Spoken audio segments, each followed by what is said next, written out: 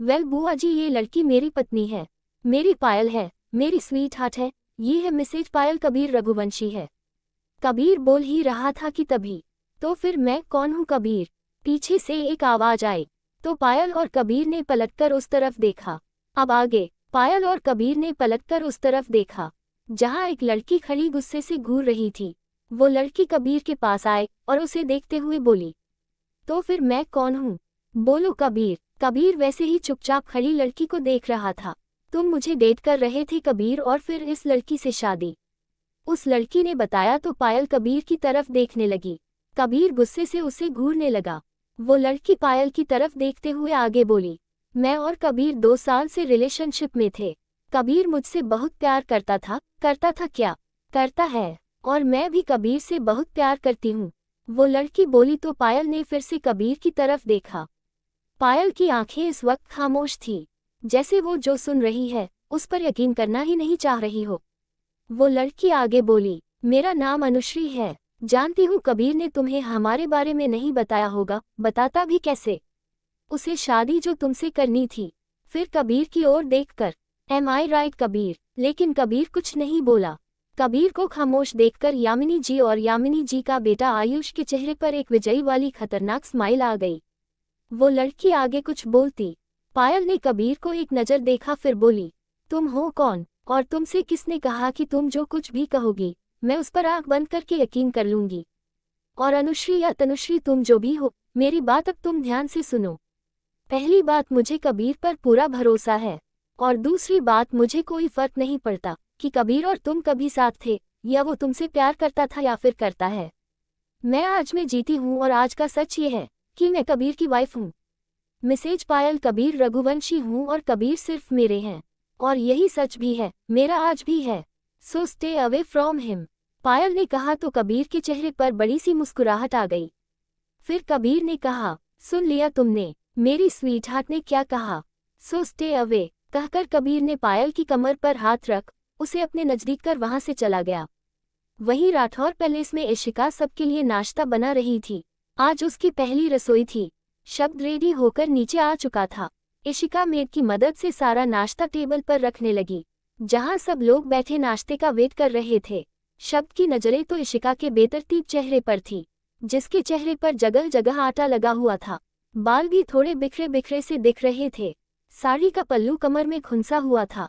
ऐसा लग रहा था जैसे इशिका नाश्ता कम जम ज्यादा लड़ी हो।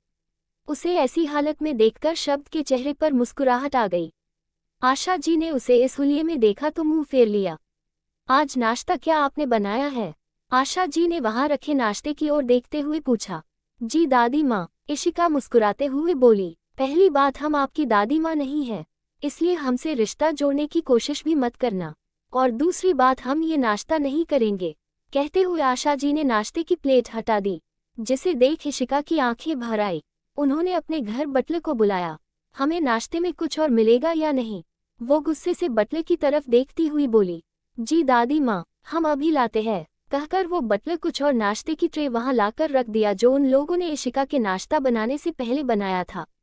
फिर वो बटलर इशिका का बनाया नाश्ता ले जाने लगे, तो शब्द ने गुस्से से चीखा, हिम्मत भी मत करना इन्हें उठाने की, कहकर शब्द ने अपने प्लेट में इशिका का बनाया हुआ नाश्ता रखने लगा। इशिका ने देखा तो उसके चेहरे पर मुस्कुराहट आ गई, जिसे शब्द ने भी देख लिया था। राहुल, राधिका, वीर जी और स्नेहा जी भी इशिका का बनाया नाश्ता करने लगे, जिसे देख इशिका खुश हो गई। लेकिन बाकी सब उन बटलर का बनाया हुआ नाश्ता कर रहे थे। राधिका ने इशिका को खड़ा देखा तो वो भी अपनी कुर्सी से खड़ी हुई और उसके हुलिये को थोड़ा ठीक कर उसे शब्द के बगल वाली कुर्सी पर बैठाते हुए बोली, इशिका भाभी, आप भी शब्द भाई के साथ बैठकर नाश्ता कीजिए। जब राधिका ने इशिका को बैठाया तो वहां बाकी सबको बहुत खराब लगा, लेकिन फिर भी सब बिना कुछ बोले नाश्ता कर रहे थे। शब्द ने अपने बगल में बैठी इशिका की तरफ देखा तो एक हाथ से उसका हाथ पकड़ लिया, जिसे देख इशिका शब्द की ओर देखने लगी।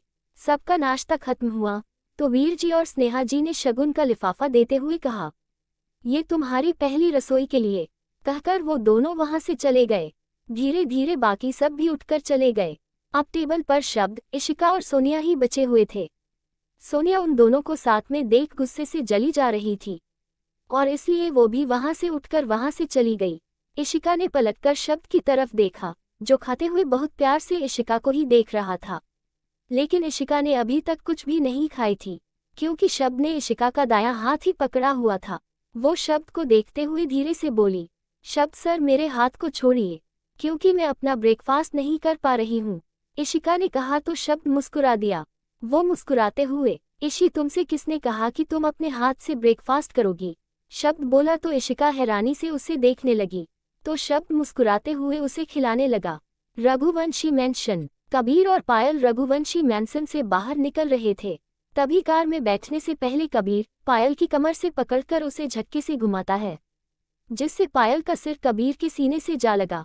कबीर अपने हाथ से पायल के चेहरे को उठाकर उसके चेहरे पर आ रहे बालों को कान के पीछे लगाते हुए बोला, वैसे अभी तुमने कुछ कहा था, शायद मैंने ठीक से सुना नहीं। कबीर मुस्कुराते हुए बोला, जिसे सुन पायल कबीर के चेहरे को गौर से देखने लगी। कबीर पायल को मुस्कुराते हुए देख रहा था। कबीर पायल को इंटेंस नजरों से देख रहा था, जिसे पायल महसूस नहीं कर पा रही थी, और उसकी नजरें झुकती जा रही थी। वो मैं, पायल बोल ही रही थी।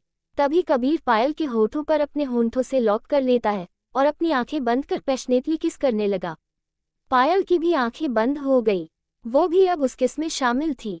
धीरे धीरे वो किस पैशनेट से डीप होती जा रही थी, लेकिन अब पायल की सांस उखड़ने लगी थी, जिससे पायल कबीर को दूर करने लगी।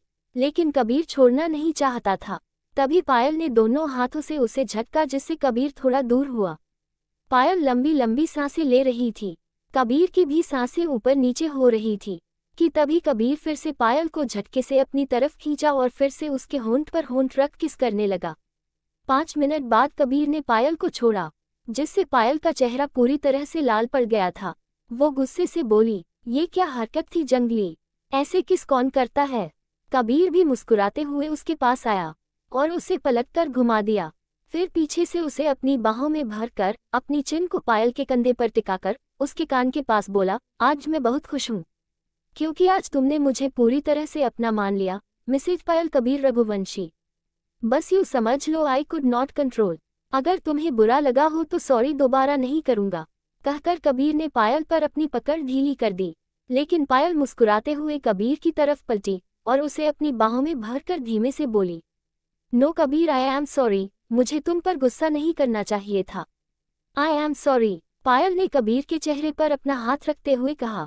कि तभी पायल का फोन बजने लगा। हाँ राधिका बोलो। करीब 1 घंटे बाद कबीर, पायल, राधिका और राहुल ब्रू हेवन रेस्तरां में बैठे हुए थे। सबके बीच गहरी खामोशी छाई हुई थी। पायल ने ही चुप्पी तोड़ते हुए कहा, यानी अब समय आ गया है कि इशी को सब बताने का, नहीं तो वो कभी अपने रिश्ते में आगे नहीं बढ़ेगी। उसे हमेशा यही लगेगा कि उसने मुझे चीट किया है, जबकि ऐसा कुछ भी नहीं है, पायल ने कहा। वहीं कबीर पायल की तरफ गौर से देख रहा था। फिर पायल ने कबीर की तरफ देखा तो वो अपने आप में और सिकुड़ गई। उसने नजरें झुकाए हुए धीरे से कहा, सॉरी कबीर, पर इन सब में सबसे ज्यादा गलती मेरी ही थी। कि तभी राधिका ने कहा, नहीं मेरी भी थी। नहीं राधिका, गलती मेरी थी, मुझे ऐसे किसी भी प्लान को एग्जीक्यूट करने के बारे में सोचना भी नहीं चाहिए था। हाँ लेकिन प्लान तो मेरा था ना पायल भाभी। झूठ क्यों बोल रही हो? इशी और शब्द सर के बारे में मैंने ही तुम्हें बताया था। हाँ तो ये मुझे भी फील हुआ था कि शब्द भाई इशिका भाभी को लाइक करते हैं। दोनों ही आपस में लगी पड़ी थी। कबीर और राहुल बस दोनों की तरफ बारी बारी से देख रहे थे। तभी इनफ इज इनफ, कबीर जोर से चिल्लाया, जिससे दोनों की दोनों चुप होकर कबीर की तरफ देखने लगी। लेकिन कबीर के जोर से चिल्लाने पर आसपास बैठे लोग सहम गए थे। वो डर से कबीर की तरफ देख रहे थे। सबसे पहले स्वीटहार्ट, तुम इशिका जी को फोन करके यहाँ बुलाओ, और जब तक वो आ नहीं जाती तब तक कोई भी नहीं बोलेगा। मतलब कोई भी नहीं। और हाँ, शब्द को बुलाने की जरूरत नहीं है, क्योंकि वो नहीं चाहता इशिका जी का दिल टूटे, उसका भरोसा तुम पर से उठे। कबीर ने ये बात पायल की तरफ देखकर कही थी, जिससे शर्मिंदा होकर पायल की नजरें झुक गई थी। जारी है। लेखिका प्रियंका गुप्ता। आज रात तक आपको तेरी ये नज़र का अगला भाग भी मिल जाएगा, और प्लीज़ प्लीज़ उस पर भी अपना प्यार और साथ दीजिए, ताकि वो कहानी भी अच्छे तरीके से चल सके। आज का भाग आपको कैसा लगा कमेंट करके ज़रूर बताइएगा। तो मिलते हैं अगले भाग में। और जिन लोगों ने मुझे सब्सक्राइब नहीं किया है अभी कर लीजिए ताकि आपको मेरी कहानियों के नोटिफिकेशन सबसे पहले मिल सकें। Thanks for watching.